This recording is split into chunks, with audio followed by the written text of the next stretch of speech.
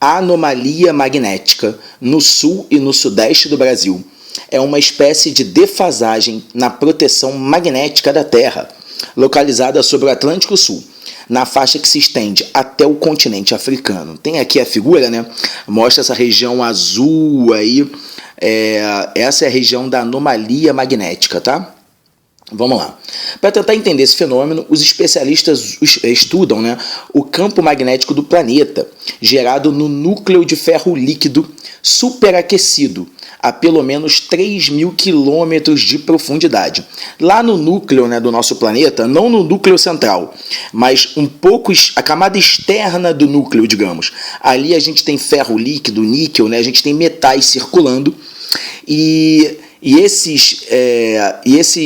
esse metal circulante é que origina o campo magnético do nosso planeta, tá?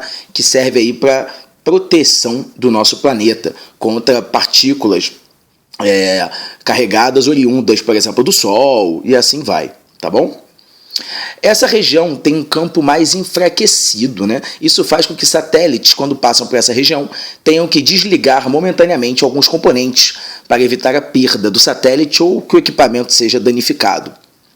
Por isso, é de interesse das agências espaciais monitorar constantemente a evolução dessa anomalia.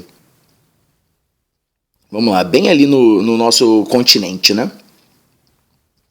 Com base no texto, qual é o papel do campo magnético terrestre? Acabou que eu falei na própria leitura, né? O campo magnético, como é que vai funcionar? Hoje, agora, nesse momento, diversas partículas carregadas, né, íons, saem do Sol e são bombardeados em todo o sistema solar, né? O Sol ele emana bastante partícula carregada. E aí o que acontece? Quando a gente tem uma partícula carregada rumo a um campo magnético, quando ela penetra num campo magnético, dependendo da angulatura, da velocidade, ela vai sofrer um desvio. Então, quando as partículas carregadas chegam próximas ao nosso planeta, imagina, né? A gente é bombardeado por diversas partículas a cada segundo, assim, é uma loucura, né? O espaço é um ambiente muito hostil. Então aqui está o nosso planeta e vamos imaginar que a gente esteja recebendo bilhões de partículas carregadas, os íons aqui.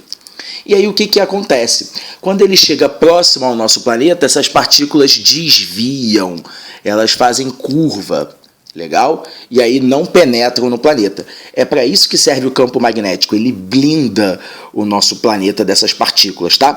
Partículas carregadas, quando penetram em campo magnético, sofrem curva e aí desviam. Vamos lá.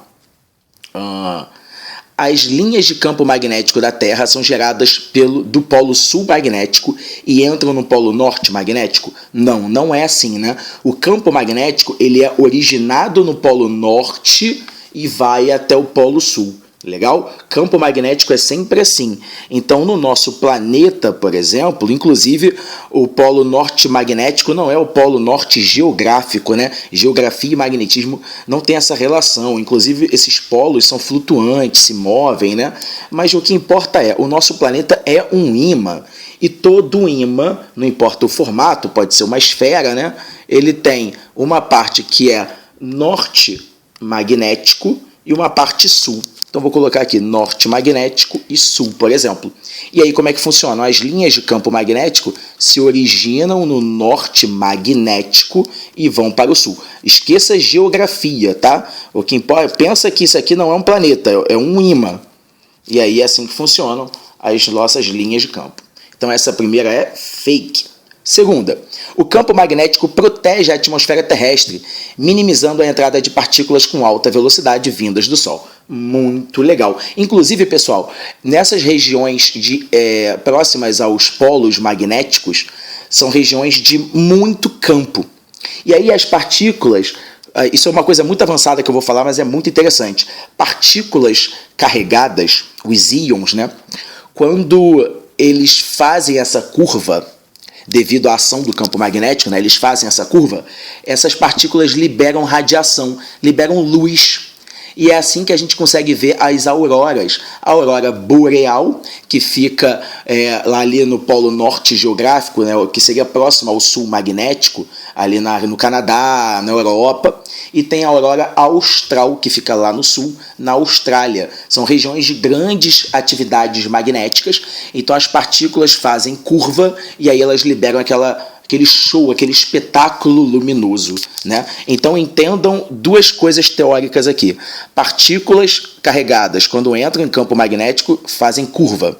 Na maioria das vezes, só quando é paralelo que não vai, mas enfim, acho que é um detalhe que não vale a pena aqui.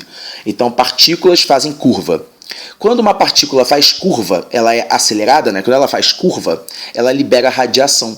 E no caso das auroras, é essa a explicação daquelas luzes todas, tá? Vamos ver o resto. Letra C.